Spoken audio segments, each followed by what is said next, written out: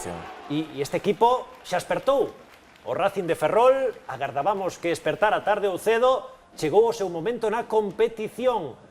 E, sobre todo, un xogador que Pablo Rey, que se está volvendo a topar nos seus mellores rexistros goleadores. Cos dous de hoxe xa leva 8 tantos. Creo que está de segundo, de terceiro, non?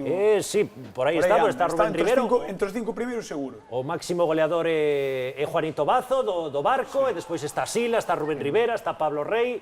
O partido tamén se decantou cunha expulsión do Boiro ao principio da segunda metade, e sentenciou no primeiro Pablo Rey con este lanzamento dende a frontal, e despois Juan Antonio con esta acción individual.